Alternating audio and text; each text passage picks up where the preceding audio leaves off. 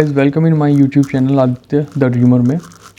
मैं बात करने वाला हूँ आज रिगार्डिंग आपके यूपीपीसीएस के बारे में कि यूपीपीसीएस की प्रिपरेशन कैसे की जाती है, किन किन चीज़ों से हमें बचने की ज़रूरत है यूपीपीसीएस की प्रिपरेशन में, क्योंकि कुछ ऐसे हर्डल्स आएंगे आपके सामने जिनको आप अवॉइड नहीं कर पाएंगे और बिना बात के उसमें फंस जाएंगे और ले दे के फाइनल ये होगा कि प्री क्लियर नहीं होगा।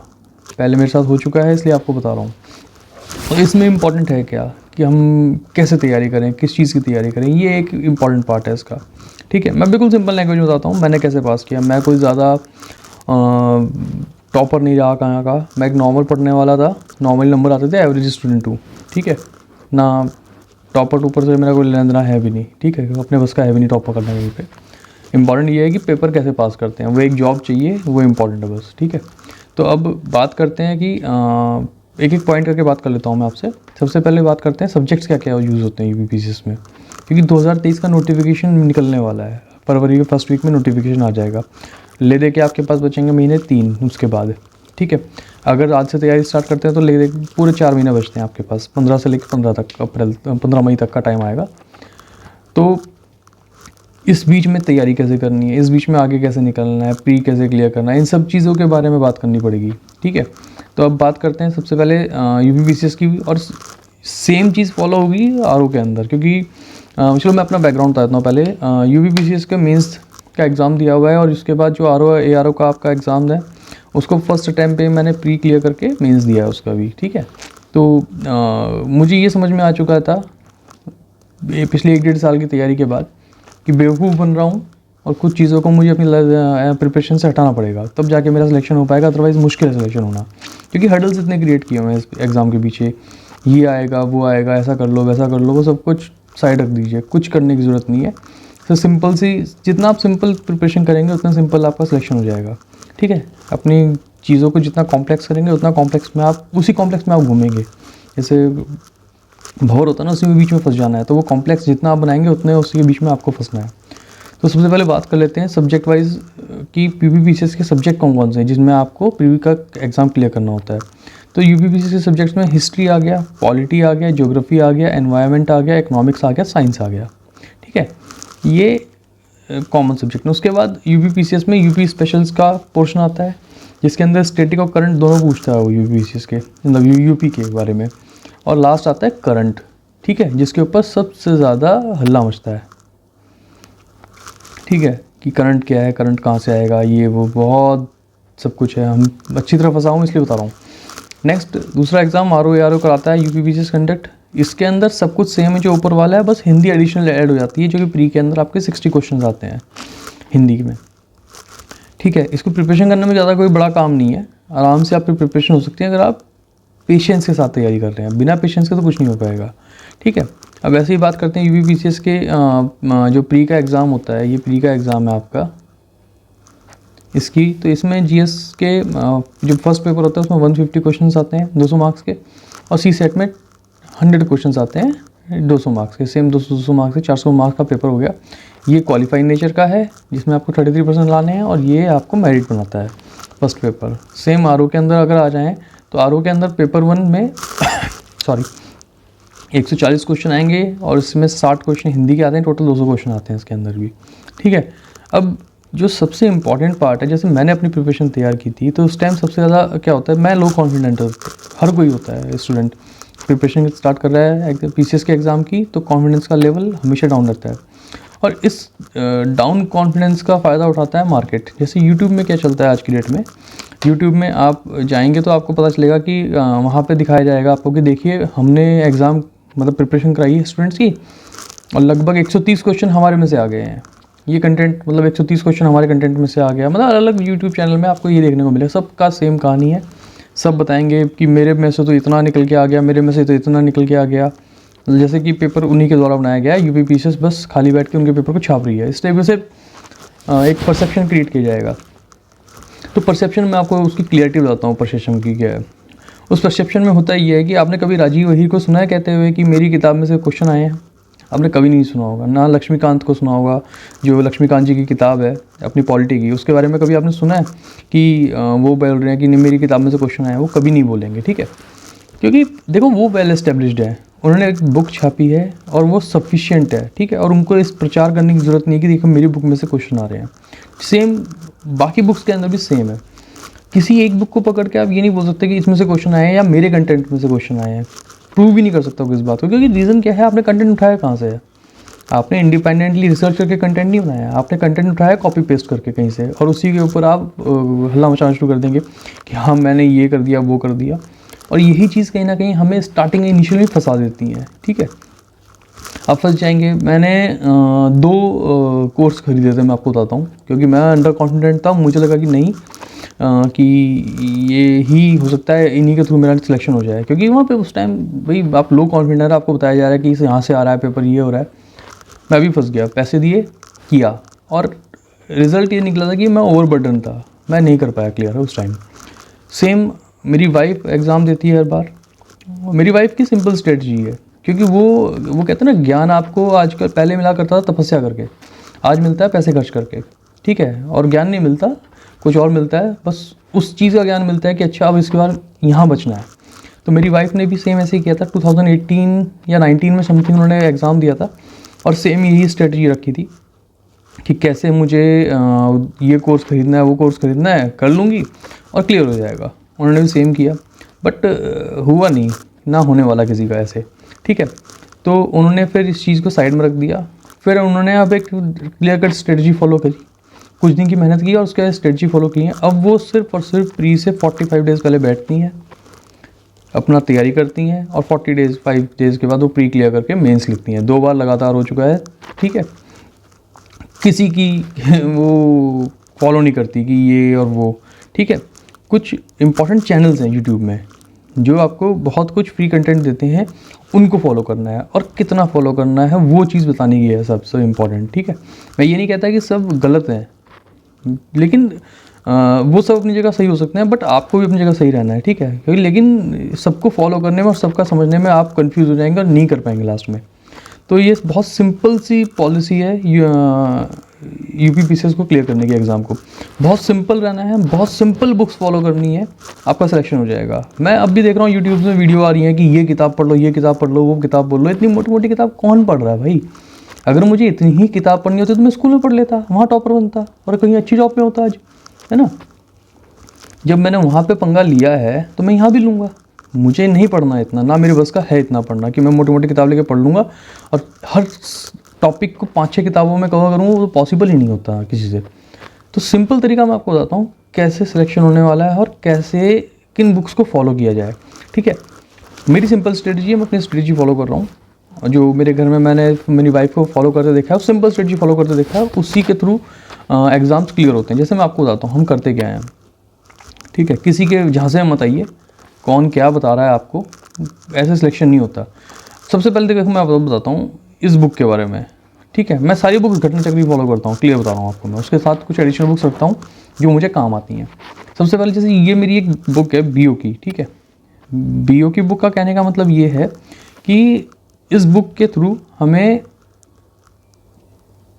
1 मिनट, इस बुक के थ्रू हमें मुझे क्या पता चला, ये बुक फॉलो करती थी मेरी वाइफ हमेशा, ठीक है। वो कंटिन्यू इसको रिवाइज करती रहती थी। तो मेरा उस टाइम प्री क्लियर नहीं हुआ था, तो मेरी वाइफ ने मुझे ये बोला खाली टाइम है आप इस बुक को फॉलो कीजिए, ठीक है। इस बुक को फॉलो कीजिए और इस बुक के अंदर क्या है, हर टॉपिक की समरी दी हुई है। जैसे पूरी घटना चक्र की मोटी वाली किताब होती है, उसकी समरी है इस बुक के अंदर। वो मैंने पूरी बुक पढ़नी शुरू करी है और इस बुक ने मुझे बहुत ज़्यादा फ़ायदा दिया है, क्योंकि सब कुछ 1 लाइन में ख़त्म किया हुआ है इन्होंने। हर टॉपिक, हर सब्जेक्ट एक बुक के अंदर पूरा का पूरा GS कंप्लीट है इसके अंदर। तो मैंने इस बुक को पढ़ना शुरू किया और इसका फ़ायदा मिलता है, हर एग्ज़ाम में फ़ायदा मिलता है, और अगर आप करेंगे तो आपको भी फ़ायदा मिलेगा। अब तो मार्केट में नहीं आ चुकी होंगी, तो उसके अकॉर्डिंग है। ये बुक हमने कंटिन्यू फॉलो की है और इसको ही बार बार बस रिवाइज़ करते गए हैं, क्योंकि उस टाइम मेरी वाइफ ने BO का एग्ज़ाम देना था, तो उसके लिए इसने ये बुक खरीदी थी और इसी से इसने प्री क्लियर कर दिया था BO का, इस एक बुक से, ठीक है। और प्लस अपने कॉन्सेप्ट और अपना क्या बोलते हैं उसको, सेल्फ कॉन्फिडेंस, वो आपको साथ रखना है, आराम से निकल जाएगा। ये बुक पॉइंट वाइज है, इसको पॉइंट वाइज ख़त्म कर देना है। इसमें से ये सब टॉपिक है, ये देखिए सारे सेम टॉपिक है इसके अंदर, ठीक है। इन टॉपिक्स को ख़त्म किया और आराम से प्री क्लियर हुआ उनका, ठीक है। इस बुक को साथ रखना है, इस बुक को कंटिन्यू रिवीजन में यूज़ करना है। जितना आप इस बुक को रिवीजन में यूज़ कर लेंगे उतना आपको फ़ायदा होने वाला है इस बुक का रिवीजन करके। उसके बाद बात आती है जैसे पॉलिटी की बुक है, मैं पॉलिटी में घटना चक्र फॉलो करता हूँ, ठीक है। मैं इसके अलावा कोई बुक नहीं फॉलो करता। लक्ष्मीकांत करता हूँ साथ में। वो लक्ष्मीकांत मैं कैसे फॉलो करता हूँ वो मैं दिखाता हूँ। मैं सिर्फ लक्ष्मीकांत तो इसको रखने का फ़ायदा ये है कि पॉलिटी में कुछ कॉन्सेप्ट्स हैं वो आप क्लियर नहीं कर पाओगे एकदम से, बिना खाली इस बुक के भरोसे वो कॉन्सेप्ट क्लियर नहीं होंगे, और क्वेश्चन कभी कभी ट्विस्ट होकर आता है, तो वो कॉन्सेप्ट वहीं से मिलने वाला है आपको। जैसे ये बुक यूज़ करता हूँ मैं लक्ष्मीकांत की पॉलिटी के लिए, और प्लस साथ में घटना चक्र को यूज़ करता हूँ ये वाली क्वेश्चंस के लिए। ये अब देखिए मैंने क्या हुआ है, मैंने ये किया हुआ है कि जैसे मैंने एक बार लक्ष्मीकांत पढ़ी, तो लक्ष्मीकांत एक बार पढ़ने के बाद मैंने क्या किया, उस बुक को मार्क कर लिया। जैसे इतना पोर्शन है ये मुझे बार बार पढ़ने की ज़रूरत नहीं है, ना मेरे काम आने वाला है, ठीक है। तो मैंने इसको क्या किया, छुआ नहीं है। मैंने जो इंपॉर्टेंट पोर्शन था उसको टिक मार लिया अपना, उसको मैंने मार्क कर लिया एक बार में। अब मुझे करना क्या है, मुझे जब भी मेरा एग्ज़ाम आएगा मुझे इस किताब को उठाना है, जो यहाँ लिखा हुआ है, जो मैंने मार्क किया हुआ है सिर्फ उसको पढ़ना है, और बाकी सब छोड़ देना है मुझे, क्योंकि इसमें से पेपर नहीं आने वाला, ठीक है। और ये अंडरस्टैंडिंग कब डेवलप होगी आपके अंदर कि इसमें से नहीं आएगा या इसमें से नहीं आएगा जो मैंने छोड़ा हुआ है, ये डेवलप हो जाएगी आपके अंदर जब आप इस बुक को कवर कर लेंगे। तो फर्स्ट इस बुक को निपटा दीजिए, क्योंकि ये आपके माइंड के अंदर एक बाउंड्रीज फिक्स कर देगी कि किस टाइप के क्वेश्चन आने वाले हैं, कितने आने वाले हैं, और कहाँ लिमिट रहेगी, कितना पढ़ना है। ये बुक खत्म होने के बाद आप उसको उठा लीजिएगा फटाफट, और इस बुक के अंदर चाहिए तो मैं चैप्टर वाइज आपको शेयर भी कर दूंगा उस टाइम जब अगर ज़रूरत पड़ेगी किसी को। तो इस बुक के अंदर ये हो जाएगा कि आप इसको मार्क कर दीजिएगा फटाफट। इसकी जैसे यहाँ कर दिया मैंने, तो मुझे पता था ये आयोग का आगे आर्टिकल मैंने यहीं पे लिख दिया है, कितना इंपॉर्टेंट है उतना मार्क कर दिया, ये मार्क कर दिया, इतना पोर्शन मैंने छोड़ दिया है, यहाँ पे ये पोर्शन छोड़ दिया, ताकि मैं फटाफट अपना रिवीजन निपटा सकूँ, ठीक है। ये सब कुछ जैसे मैं ये एग्जांपल के लिए रखा हूँ मार्क करके। नेक्स्ट आती है आपकी ज्योग्राफी के अंदर मैंने घटना चक्र ही फॉलो करी है और 11th की एनसीईआरटी, 2 किताब मैं फॉलो करता हूँ बस, इसके अलावा मैं किताब फॉलो नहीं करता। घटना चक्र और 11th एनसीईआरटी, ठीक है। मैं 11th की एनसीईआरटी भी साथ में रखता हूँ क्योंकि उसका रीज़न है, उसमें कुछ कॉन्सेप्ट हैं।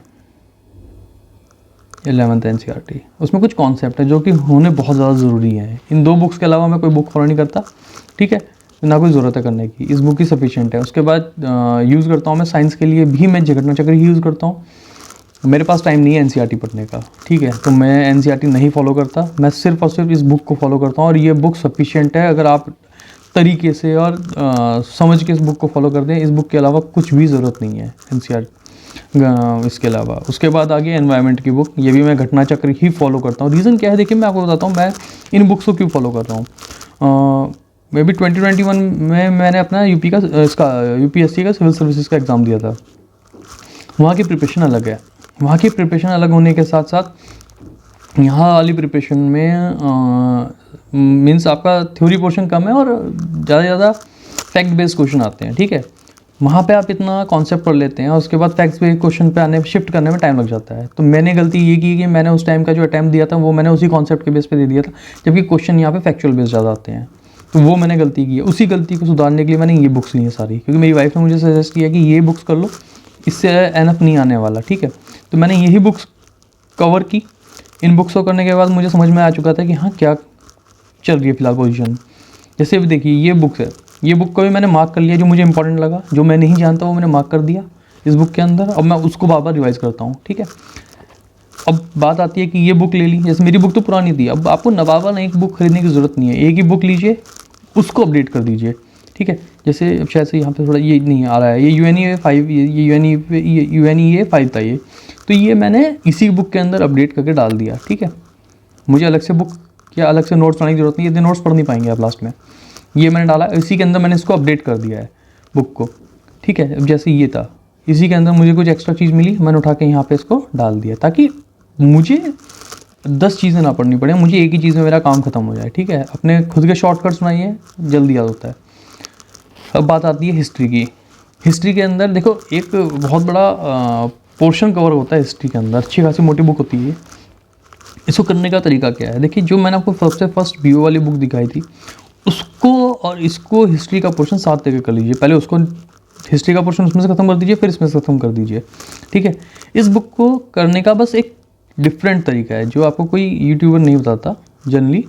इस बुक को करने का सबसे आसान तरीका मैं आपको बताता हूँ। बुक को 3 पोर्शन में डिवाइड किया हुआ है, आप एक पोर्शन लेके मत पढ़िए कभी भी, आप एक ही दिन में 3 पोर्शन कवर करिए। कैसे?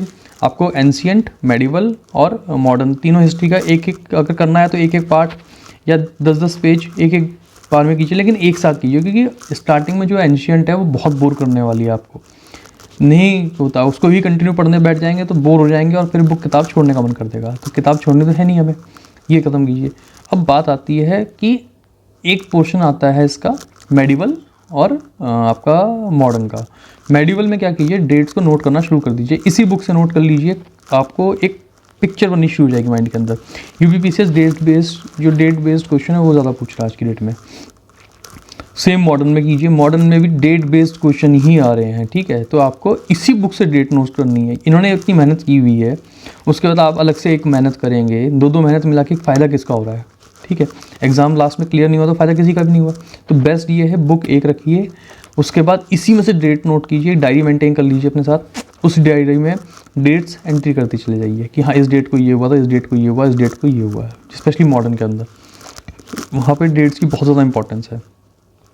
जब आप डेट्स फॉलो करेंगे तो ऑटोमेटिकली आपके नोट्स बन जाएंगे, ठीक है। और उसी को वापस रिवाइज कर दीजिए, आराम से काम हो जाएगा। बस ये बुक पढ़नी पड़ेंगी लेकिन आपको सारी, इनके अलावा कोई बुक पढ़ने की ज़रूरत नहीं है। चलो इसको तो मैं एक मिनट बाद बताता हूँ आपको। नेक्स्ट इम्पॉर्टेंट पार्ट होता है कि जब सब ये एक मतलब मार्केट में दावा किया जाएगा उस टाइम कि देखिए हमारी बुक यानी हमारे जो कंटेंट है वो बहुत ज़्यादा एडवांस है, बहुत ज़्यादा अच्छे हैं, क्वेश्चन उनमें से ही आते हैं। तो मैं आपको एक चीज़ बताता हूँ, इस बुक को खोलिएगा और उनके कंटेंट किसी को अगर चाहिए तो ले लीजिएगा, जिसके पास पैसे फालतू वो लीजिए। इस बुक के अंदर समरी दी होती है हर चैप्टर के स्टार्टिंग में, यही सेम समरी आपको वहाँ मिलेगी, पढ़नी आपको वही है सेम। ऐसा नहीं है कि वो कुछ स्पेशल डालने वाले हैं, क्योंकि हिस्ट्री सेम रहेगी, यही कंटेंट आपको मिलेगा और वो वहाँ पे पेस्ट होगा। वो अपने कंटेंट को अपडेट करते हैं, बस आप आलस कर देते हैं अपने कंटेंट को अपडेट करने में, ठीक है। उसका फ़ायदा वो उठाने वाले हैं और आपसे पैसे ले जाएंगे 7-8 हज़ार 9 हज़ार जो भी है 5 हज़ार रुपये। फ़ायदा कुछ नहीं है, वो पैसा लगाना है, बट कहाँ लगाना है वो बताऊँगा मैं आपको। तो इस बुक को आप आराम से कवर कर सकते हैं।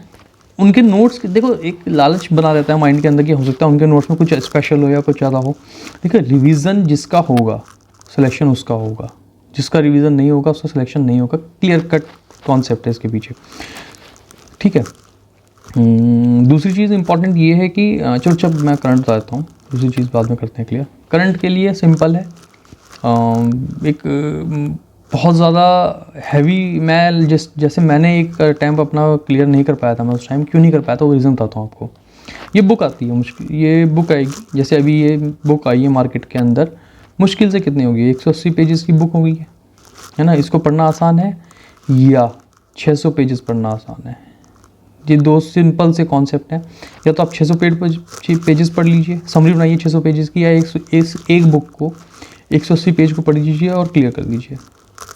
यही सेम बुखार मुझे हुआ था उस टाइम कि करंट पढ़ना है, ये बुक सफिशिएंट नहीं है। मैंने उठा के एक चैनल जो चलता है उनकी करंट लेनी शुरू कर दी।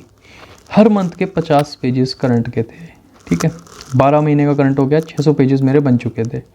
और मेरी हालत ये हुई थी लास्ट में कि मुझे अपने सब्जेक्ट्स का रिवीजन करने का ही टाइम नहीं मिला था इन 600 पेजेस के रिवीजन के चक्कर में। और मैं बहुत ज़्यादा डिसअपॉइंटेड था उस टाइम अपने आप से। मुझे ये लगना शुरू हो चुका है कि मेरा क्लियर नहीं होगा, क्योंकि इतना आसान नहीं है। इकट्ठा करना बहुत आसान है, आपको कंटेंट मिल जाएगा, आप बुक्स भर लेंगे, बैग भर लेंगे, बक्से भर लेंगे, उससे वैल्यू नहीं है। लास्ट में उसको समराइज़ करके रिवाइज तो करना है, और वो रिवीजन हो नहीं पाता। मैं खुद झेल चुका हूँ, इसलिए आपको बता रहा हूँ। तो बेस्ट ये होता है कि इधर उधर के करंट में ना भाग के, और करंट में कोई पीएचडी नहीं करनी होती किसी को, सिंपल करंट रखना होता है। वो आप इस बुक से कीजिए, या आपको लगता है कि नहीं एक बुक सफिशिएंट नहीं है तो घटना सार की बुक आती है, वो भी पॉइंट वाइज आ जाती है, वो ले लीजिए। 2 बुक के अलावा कुछ मत कीजिए, क्लियर कट है करंट के अंदर। इन्हीं को बार बार रिवाइज़ कर लीजिए, इन्हीं को बार बार आप जब रिवाइज़ करते जाएंगे तो यही करंट आपके अंदर बैठना शुरू हो जाएगा। और टॉपिक वाइज जैसे जो फील्ड्स हैं करंट के, जैसे स्पोर्ट्स हो गया, जनरल इवेंट्स हो गए, उसका इंटरनेशनल इवेंट्स हो गए, उनको करती रहिए। और एक और चीज़ सबसे इम्पोर्टेंट बताता हूँ मैं आपको, आज से अखबार पे ध्यान देना शुरू कर दीजिएगा। स्पेशली जैसे ओनली आईएएस चैनल है ना, आप नहीं अखबार पढ़ सकते, या एक और है, मैं उनको बाद में शेयर कर दूंगा उस चैनल को, वो कराते हैं, बहुत अच्छे चैनल हैं। उनको फॉलो करने से क्या हो जाता है ज़्यादा नोट्स मत बनाइए उनके, सिर्फ सुन लीजिए स्पीड। एडवांस आपके यूट्यूब में जो फीचर है स्पीड को बढ़ा के वो स्पीड बढ़ाइए और सुन लीजिए उन करंट को। करंट का क्वेश्चन पक्का फंसता ही फंसता है, मेरे साथ फंसा है तो आपके साथ भी फंसेगा सेम करंट का क्वेश्चन। अब नेक्स्ट पार्ट आता है कि इस पूरी प्रिपरेशन के अंदर सबसे इम्पॉर्टेंट आस्पेक्ट क्या है। सबसे इम्पॉर्टेंट आस्पेक्ट ये है कि आपको एक तो अपने बुक्स फिक्स कर लीजिए। मैं कह रहा हूँ यही नहीं कि आप इसमें स्टिक हो जाए, आपका अगर मन करता है कुछ और पढ़ने का तो वो ले लीजिए, बट बुक्स को लिमिटेड रखिए, सोर्सेज लिमिटेड रखिए, कंटिन्यू प्रिपरेशन कीजिए, कंटिन्यू रिवाइज कीजिए। इस रिवीजन के बाद आपको समझ में आना शुरू हो जाएगा। जब आप साथ में ये बुक्स भी सॉल्व करते जाएंगे ना तो आपको क्वेश्चन भी निकलने शुरू हो जाएंगे आपसे, और वो ईजी रहेगा आपके लिए बार बार क्वेश्चन निकाल। तो फाइनली अभी मैं यही कहना चाहूँगा कि ज़्यादा ओवरबर्डन ना होकर अपनी बुक्स को सिंपल रखें, अपनी बुक लिस्ट सिंपल रखें। जिसके पास अपने सोर्सेज नहीं है या वो अब तक नोट्स नहीं बनाया है या फर्स्ट टाइम प्रिपेयर कर रहा है, सिंपल है, घटना चक्र लीजिए, इसी को बार बार रिवाइज कीजिए, करंट आपको साथ में जोड़ते चल जाइए और सिंपल आपका प्रिपरेशन करके सिंपल ही आपका मतलब ज़्यादा बर्डन ना होके आप आराम से प्री क्वालिफाई कर लेंगे, क्योंकि ये लड़ाई स्टार्टिंग में प्री की है।